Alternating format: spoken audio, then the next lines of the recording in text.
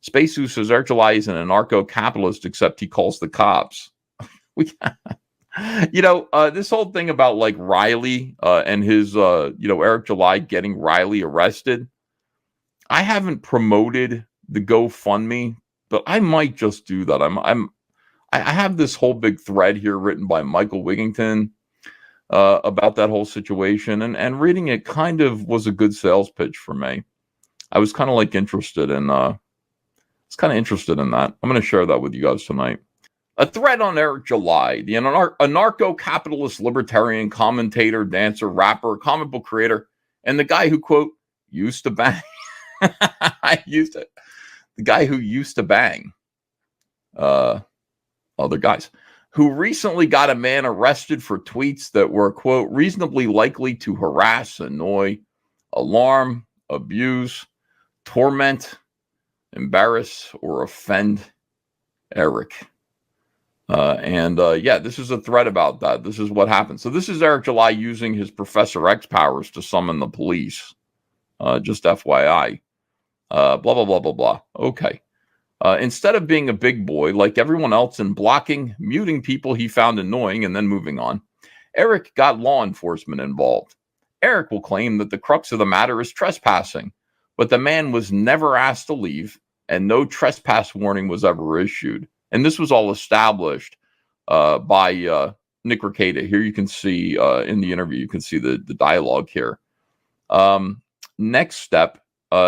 So you said you got to take it serious. I agree. Did anyone ask him to leave?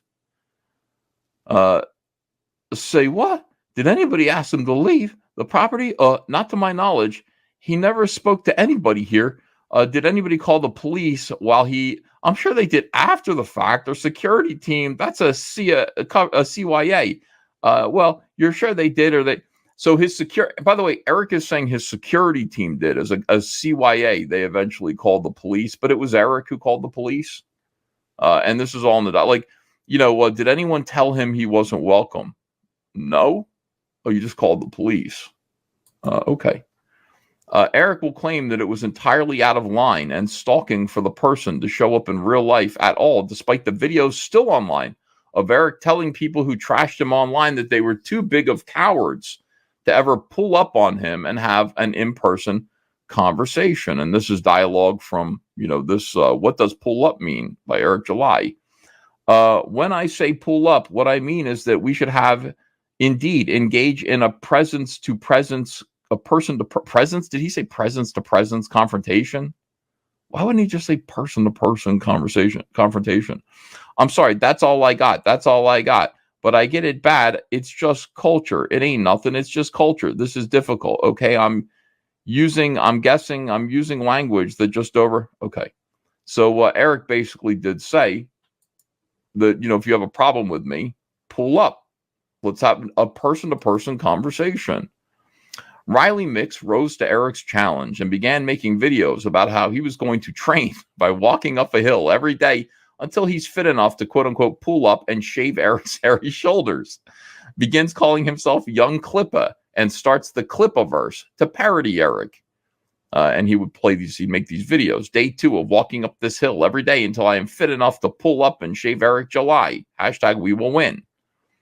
Riley's Clippaverse parody t-shirt was soon DMCA'd, and immediately afterwards, his Twitter got suspended. Riley began demanding that Eric apologize for weaponizing the DMCA against critics and parodies. Eric ignored such demands and refused to read Riley's super chats on stream. What is this, anyway? Here's Eric July. That's an Eric July tweet. Oh, my God, from August 3rd. Piracy is gay. Gay. State-protected monopoly is also gay, but there is no unanimous libertarian, as in the people that call themselves one, position. Some are pro and others are anti-IP, or saying it isn't a thing. The issue is not with the existence of IP. The issue is with what it exists now, which is state-protected monopoly of ideas, even those independently and voluntarily arrived. I believe the Rothbard approach to be the most logical. That is, patents as they exist now aren't free market. Then again, what is? But copywriting can be done in general contract law. Rothbard believed that somebody could sell something with their mark, and then anybody that buys it is buying it on condition that he will not reproduce. Any violation would be theft and prosecuted by the market. But that's not what we have. In fact, I believe there to be creative ways that we haven't even conceptualized the actual problem, needing a solution, ensuring the creator of works benefits the most. The market has not been incentivized to even find this solution because the most attractive way to do this is protect original work with the state. Businesses that focus on hosting already have rules and TOS that don't require appealing to the state. But because law is conflated with what the state says, it becomes a primary arbiter. So what should be left up to the market is dictated by the state, and platforms hosting material will always refer to them as a cop-out, like DMCA, to rid themselves of any responsibility. Shame is a useful tactic. Mocking people that bite requires nothing from the state. Also, in any sort of merit-based market economy, the platform that benefits the creatives the most, they will post on. Does this ensure that absolutely nobody would bite off their creations? Of course not. But businesses hosting platforms would for sure find various ways to limit the spread of biting that's contained to their own platform. They'd eliminate and discourage bad behavior, and it'd be solely for the benefit of their reputation and bottom line. What a bunch of hibbity-jibbity bullshit. So this is why. So Eric began to DMCA strike parodies, people who were making fun of him.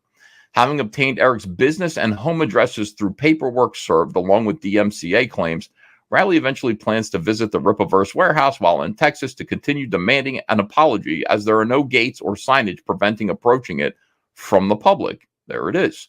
Despite having advanced notice of Riley's planned visit, Eric never clearly states that Riley is not welcome at his property.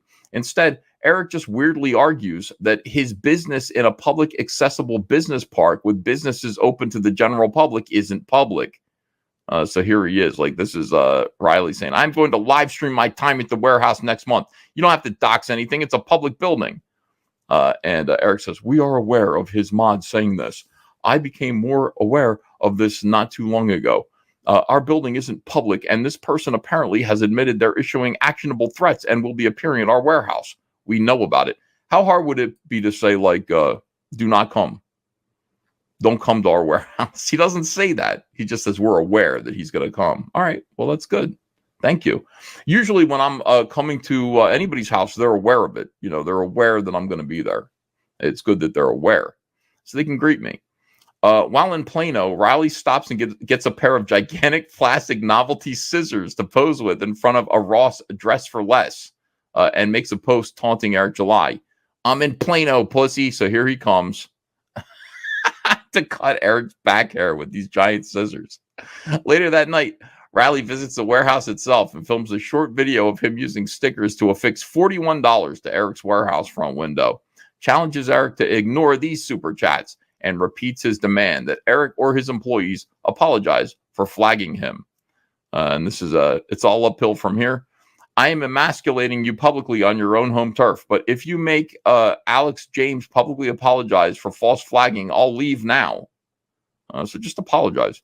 Riley never attempted to enter the warehouse or cause any damage to it or the surrounding property, nor did he even bring his large novelty scissors in an attempt to pretend he was going to carry out his threat of shaving Eric. He simply donated $41 in a way he knew would annoy Eric. It had been, look at this, stalking offense had been vandalized by an individual named Riley. This is the report. My God.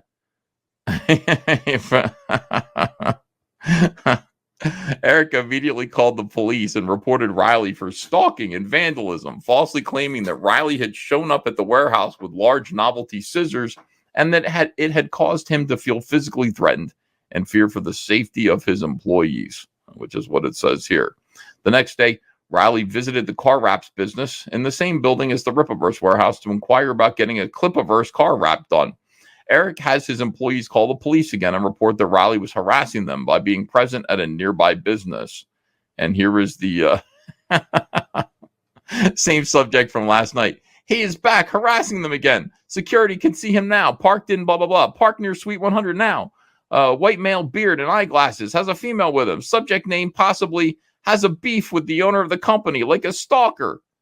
Those are just a beef. I like that the police report says has a beef like a stalker. It's great. And we go on. Despite reporting that Riley is a stalker who feels physically threatened by, Eric begins a promo.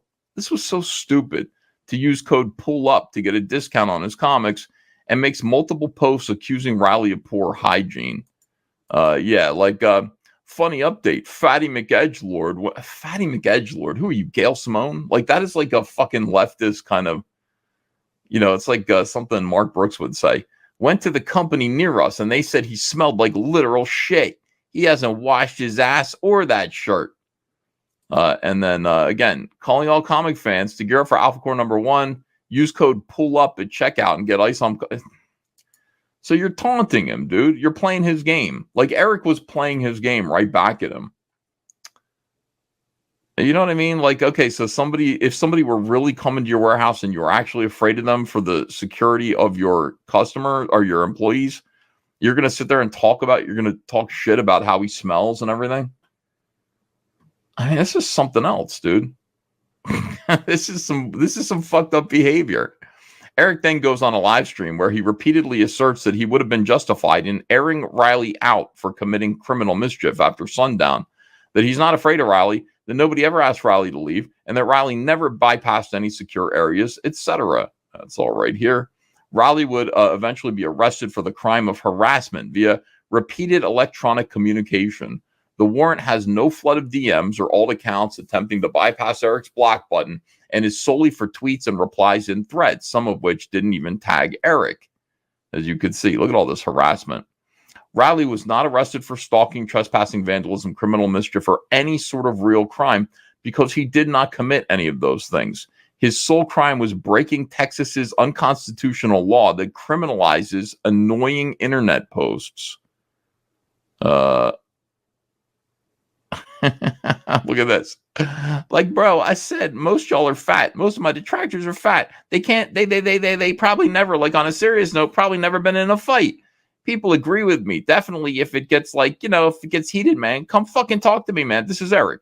Let's get it hashed out. Let's get it resolved and move the fuck on. This pussy shit of, is he threatening me? N-word, shut the fuck up. So to this white bread folk out there, when I say pull up, I'm meaning let's link. When I say let's link, I mean, okay, how can I say this in the whitest way possible? Okay, when I say pull up, what I mean is that we should indeed engage in a presence to presence confrontation. I'm sorry, that's all I got. So again, 100% Eric inviting this confrontation. I hope this goes to court in a way. I'd love to see a judge deal with this. This has been the story of how an anarcho-capitalist libertarian, Eric D. July, abused the legal system to get a man arrested for posting tweets that Eric was too insecure to just block and move on from. A lot of these guys are bitches, like straight up, on some man shit. You a bitch. In real life, you certainly on some this is why you keep it probably contained to the internet. That's wise. You're not really interactive. You never had confrontation, that you think there's something foul with you coming at someone and they giving you the energy that you give them back. The fact that people aren't pulling up, I don't understand that. I'm giving y'all public. I'm giving y'all where I'm at. Not hiding behind a fucking microphone and a camera. I'm giving you where I'm at. Let's hash it out. Let's talk about it. Let's be men. Let's do confrontation. Eric, you asked for this. You fucking asked for this. If you'd like to help Riley fund his legal defense against this violation of constitutionally protected freedoms, please donate to or share his GoFundMe. So this is right here. And I'm thinking about donating to it because, I mean, especially after reading that, you just kind of go, yeah, it is bullshit that Riley is going to have some legal problems now and have to hire a lawyer for this, when this is entirely what Eric July, this is Eric's defective shit. This is what he was asking for. And when you ask for that, when you invite those kind of confrontations, and this guy, by the way, is just wanted an apology. You took down my business. I just wanted to make fun of you. Am I allowed to make fun of you? So maybe consider going over and supporting this guy on GoFundMe. Support for Young Clip's legal battle. He's already raised $6,100. That's great. Why does he look like a Smurf? Because he's a very terrifying person, Captain Bipto. This guy is really sinister with his big plastic scissors and his yellow cape. He's a real problem. But maybe think about it, you know. Matthew Marcelo says, did Riley hire Nick Rekieta yet? That would be the timeline of my dreams. I would love to see that happen. When he was getting put into a police car, he did tell Mint to call Nick. Call Nick. I love it. Funny stuff.